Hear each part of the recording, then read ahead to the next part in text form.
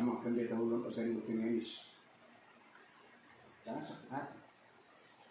Memang begitulah kesan yang dilihat orang dari kata-kata orang kepada kita. Tetapi Tuhan menguatkan beliau dan terpilih menjadi Yesus.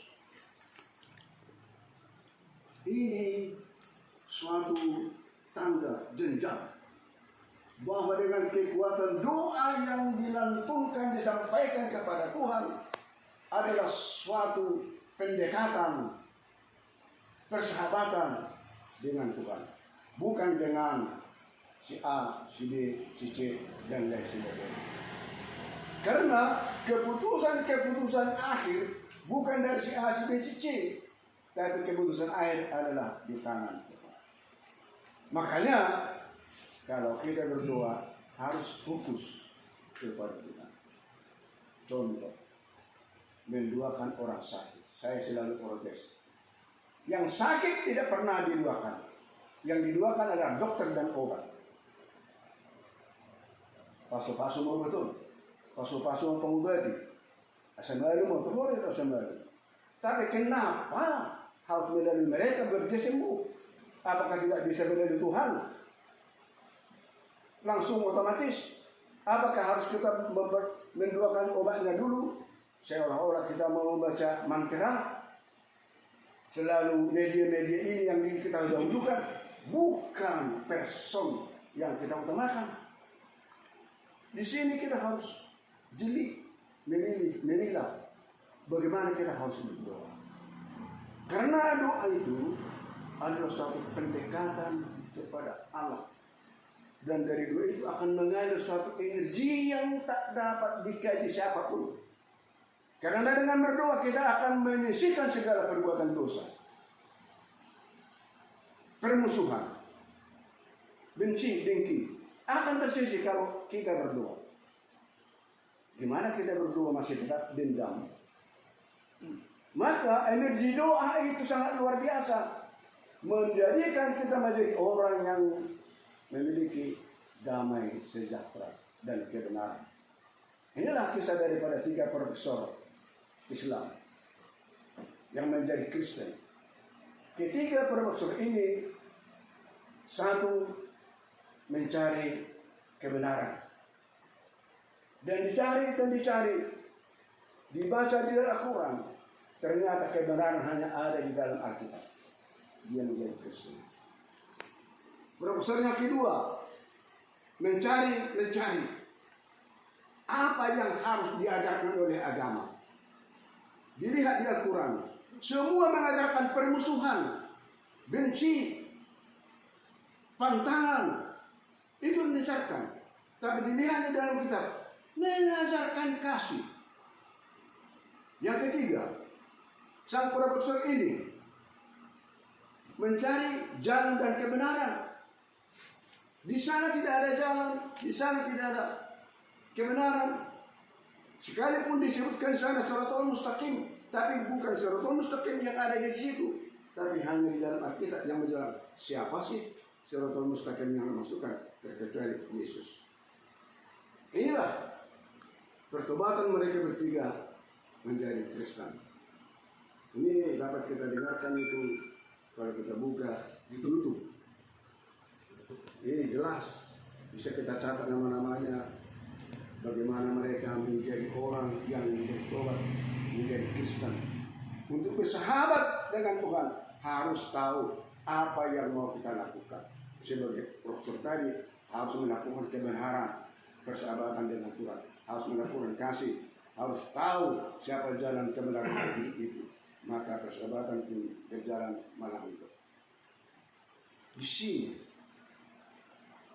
Raja Hizkia setelah mendapat tantangan ancaman dari Raja Sanherib yang telah lebih dahulu menghanguskan Samaria dan dibuang ke entah kemana-mana. Akhirnya Sanherib memberikan surat perintah supaya Hizkia menyerah. Tapi Hizkia justru sadar siapa dia sebenarnya.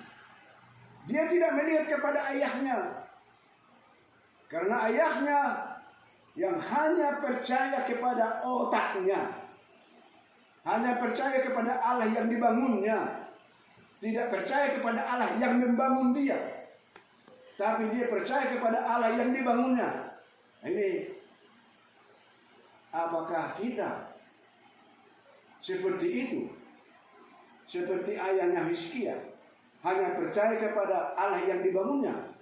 Tapi Hizkia, dia harus percaya kepada Allah yang membangunnya, yang menciptakannya, yang memilihnya.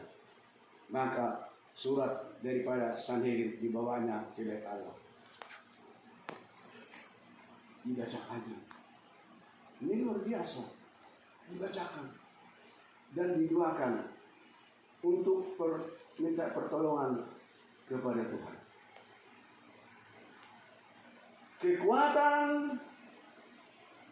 Sifrit yang didapatkan dari berdoa di bait Allah yang dilakukan oleh Hizkia tidak hanya kemenangan daripada prajurit Sanhedrin. Karena pada waktu itu Tuhan melakukan satu mujizat. Ada topan, ada badai. Maka pasir-pasir berterbangan dan mereka semua dibutakan.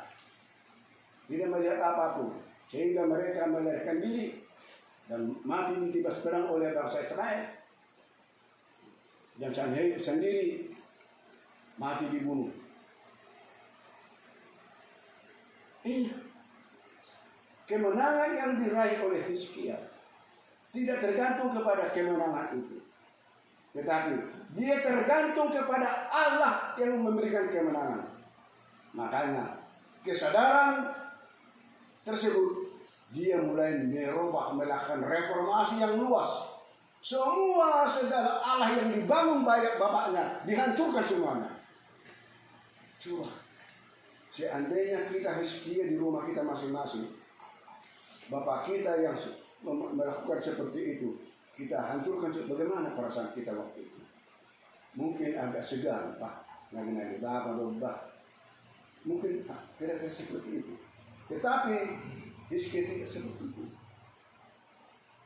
Berani, tegas, dengan iman. Inilah sikap dia menghancurkan segala kuil-kuil yang dibangun oleh bapaknya. Dan akhirnya dia menjadi raja. Dan masa-masa kepemimpinannya sangat luar biasa. Kita masih ingat itu bagaimana usia Raja Hizkia ditambah 3 tahun ditambah ya. 15 tahun. 65? Udah surat tasak liur ke tahun. Iya, ditambah 15 tahun. Kalau saya sekarang menjalani 78 dari anak 65, 12 tahun lagi. Jadi 3. ya pensiun tahun 65, saya bina ditambah dari umur. 70 ke atas berarti ngasih 10. Gue tahu deh, ada 70 ke atas. Nah, jangan boleh tahu.